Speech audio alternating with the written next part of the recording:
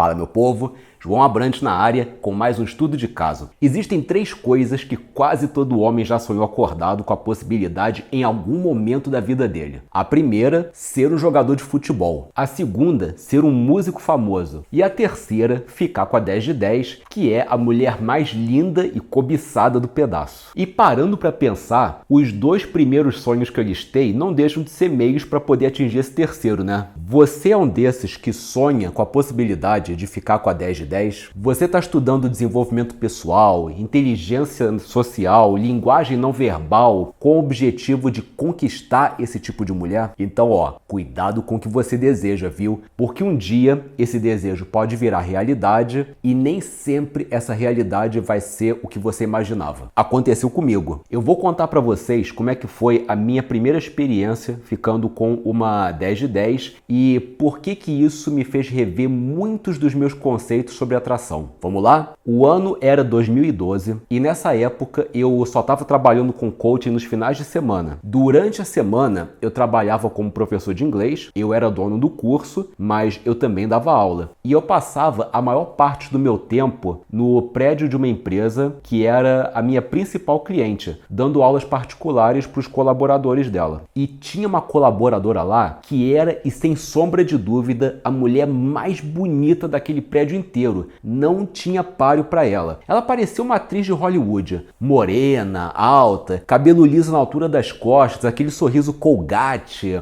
aquele corpo fitness, estilosa, enfim, ela era muito atraente. Por onde ela passava, não tinha um cara que não virasse a cabeça. E um belo dia, eu recebi um e-mail dela me pedindo algumas informações sobre as aulas de inglês. Marquei uma reunião com ela, apresentei a minha proposta, ela curtiu e fechou as aulas de inglês comigo. E com o passar do tempo, a gente começou a desenvolver uma relação de amizade. Mas até aí, nada que eu não fizesse com todos os meus alunos. Só que, no nosso caso, aconteceu uma situação que aprofundou bastante essa nossa amizade, que transcendeu essa amizade para além da sala de aula. Que situação foi essa? Eu tava na reta final do meu namoro com aquela menina que eu fiquei no bootcamp, que eu citei no último estudo de caso, e coincidentemente ela também estava na reta final do namoro dela. Quando 2 pessoas estão vivendo um momento da vida parecido, elas aproximam muito mais uma da outra. Isso é um fato, não é invenção minha. Então, a gente começou a conversar pra caramba, um ouvindo os desabafos do outro, apoiando um ao outro, enfim. Aí, ela terminou o namoro dela e na semana seguinte, ou 2 semanas depois, sei lá, quem terminou fui eu. Ficamos os 2 solteiros, isso foi no final de outubro, na época do Dia das Bruxas, e ia rolar uma festa fantasia no Bar Bukowski. Aí eu falei pra ela que eu ia. E como quem não queria nada, eu estendi o convite pra ela. E eu não tava imaginando que ela fosse aceitar esse convite. Tanto que eu nem botei muita fé quando ela me disse que ela ia. Fui pra festa com um amigo meu, ficamos lá bebendo, socializando, cheguei a ficar com uma garota lá. E mais ou menos 1 hora e meia depois, quem é que chega lá? A própria, junto com uma amiga. Eu fiquei surpreso, feliz com a presença dela, mas eu achava que ela tinha ido na amizade. Eu nem imaginava que ela tivesse ido lá com outras intenções. Por mais que eu já estivesse mais à vontade para desenrolar com as mulheres que eu realmente estava interessado, ela para mim estava em outro patamar. Tanto que,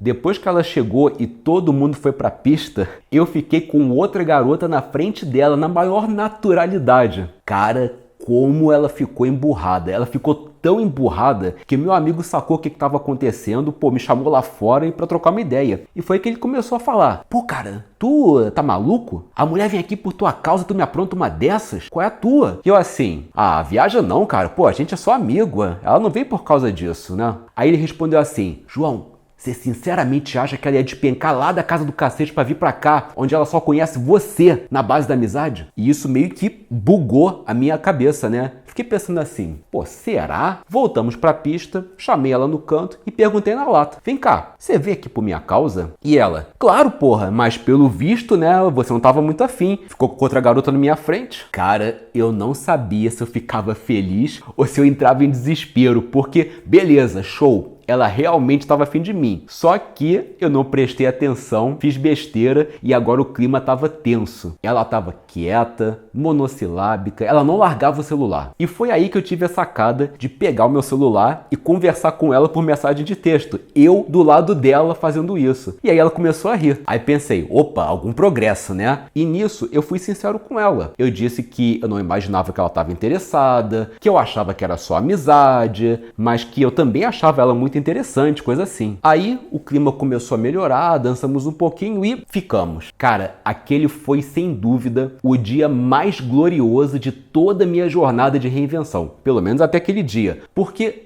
era ela, a 10 de 10, ficando comigo na pista. Os caras em volta tudo olhando com aquele olhar desconfiado, assim, provavelmente pensando, deve ter muito dinheiro, só assim pra uma mulher desse nível ficar com um pigmeu desse. Porque, né, ela era bem mais alta do que eu. Pra você ter uma ideia, eu tinha que ficar na ponta dos pés pra dar uns beijos nela. E depois daquele dia, a gente continuou saindo. E era engraçado, cara, porque às vezes a gente chegava junto na empresa de mão dada e todo mundo ficava olhando. Teve uma vez que o segurança chegou pra mim quando não tinha mais ninguém por perto, né? E ele falou assim, aí sim, professor, tirou onda, hein? Nossa, meu ego nunca ficou tão inflado. Eu tava me sentindo o cara. Só que não demorou muito para as coisas começarem a desandar. Conforme eu falei pra vocês, a gente conversava muito sim, mas o assunto era quase sempre o fim dos nossos relacionamentos. E depois que esses relacionamentos acabaram de fato e a gente começou a ficar, o assunto meio que morreu. Não tinha mais nada pra gente conversar. Veja bem, eu não tô dizendo que os assuntos dela eram chatos, porque isso é muito subjetivo. Eu prefiro dizer que a gente não tinha a mesma sintonia para conversar. E por causa disso, os momentos de silêncio, eles eram bem frequentes, tanto que a gente ficava a maior parte do nosso tempo comendo, bebendo, assistindo filme. Então, se por um lado eu tirava onda quando eu saía com ela em público, todo mundo ficava olhando pra mim como se eu fosse um mito, pelo outro, os bastidores eram pura frustração, porque nós dois éramos totalmente assimétricos. Eu já estava ficando um pouco desanimado com o nosso lance, mas o que me fez largar a mão de ficar com ela de vez, de uma vez por todas, foi o seguinte: um grande amigo meu ia comemorar o aniversário dele no Bukowski. Já percebeu que eu frequentava pra caramba essa balada, né? E pra quem não sabe, o Buco é um lugar que abre cedo e que não demora muito para encher. Se você chegar lá a partir de umas 11h30, meia-noite, você vai pegar uma fila quilométrica e demorada para entrar. Fora a possibilidade fortíssima do estabelecimento lotar e eles só liberarem a entrada das pessoas à medida que outras forem embora. Aí eu combinei com essa garota, dela me encontrar lá em casa umas 9, 9h30 e a gente ir junto pro aniversário,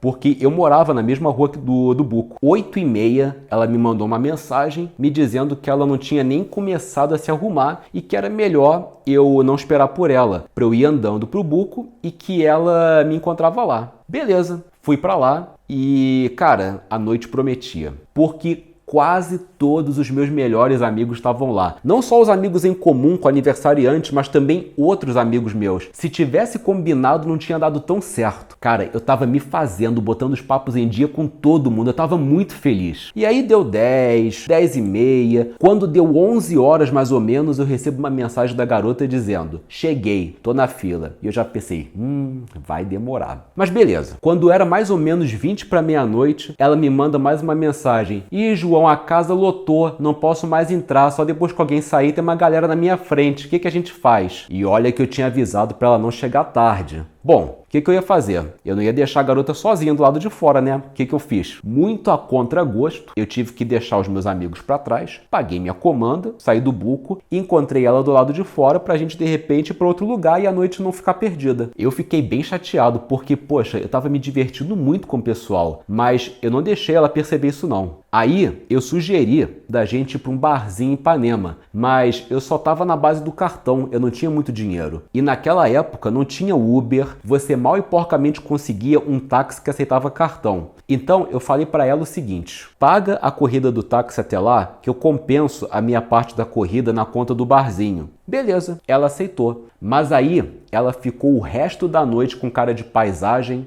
me tratando com frieza e me dando respostas monossilábicas. Naquela noite eu não falei nada porque já tinha bebido algumas e eu podia falar alguma besteira, então eu preferi deixar de lado. Mas no dia seguinte eu confrontei ela. Eu perguntei pra ela, vem cá, por que você passou a noite toda distante? O que aconteceu? E ela assim, sabe o que é? É que nunca na minha vida um cara me pediu pra pagar o táxi. Eu achei aquilo muito estranho, não gostei da sua atitude. Meio que estragou minha noite. Aquilo me deixou totalmente incrédulo. Eu fiquei assim, peraí. A garota chega atrasada, não consegue entrar, me faz ir embora da festa, uma festa que eu tava me divertindo, revendo várias pessoas queridas, e ainda fala que eu estraguei a noite dela porque eu pedi pra ela pagar o táxi pra gente ir pro outro lugar, sendo que eu ia repor esse valor na conta do barzinho? Cara, surreal. Eu perdi todo o encanto que eu tinha por ela. Eu até tentei fazer um esforço, sair com ela de novo, mas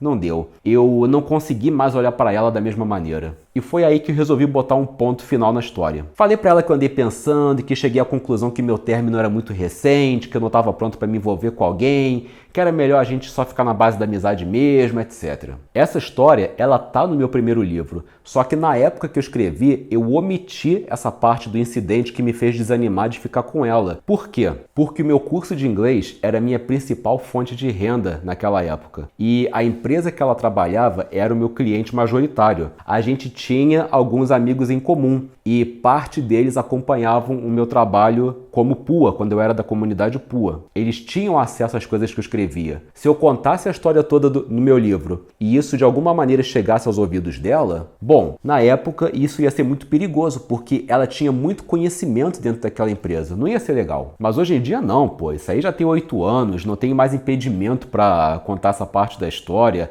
Até porque, se você parar para pensar, isso nem é uma parada comprometedora, um detalhe para lá de besta, né? Mas o que eu aprendi com essa experiência? Que muitos caras só querem saber da beleza da mulher, mas poucos param para pensar no valor que ela tem para agregar na vida dele. E quando você só foca na beleza, você corre o risco de arrumar uma pessoa que é ótima para você poder tirar onda na frente dos teus amiguinhos, mas que nos bastidores não te faz feliz, não some em nada, só te dá dor de cabeça, enfim. Existem pessoas que a beleza nada mais é do que um prêmio de consolação para compensar a eventual falta de personalidade, de conteúdo ou até mesmo de caráter. Beleza? A gente se acostuma. Beleza acaba. O que fica é o que a pessoa tem aqui, aqui, e a maneira que ela usa esses dois elementos para trazer para fora o que tem de melhor dentro de você. Depois dessa experiência, eu fiz um exercício de autoconhecimento. Eu botei na ponta do lápis que características e qualidades eu espero de uma pessoa que eu gostaria de manter ao meu lado no médio e longo prazo. Obviamente, tendo em mente que ninguém é perfeito. E isso foi muito bom, sabe por quê? Porque isso me deu um norte. Eu agora sabia que tipos de pergunta eu devia fazer para as pessoas que eu estou conhecendo,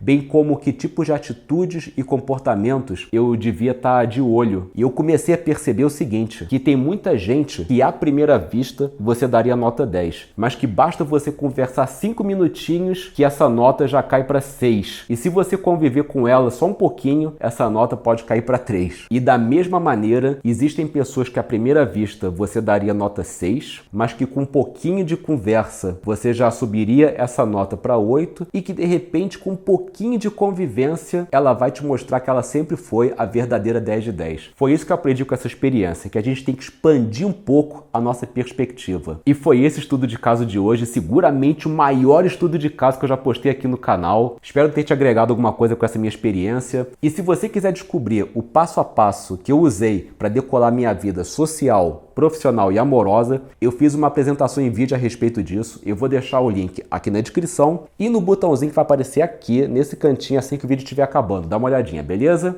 E no mais, um grande abraço e até a próxima!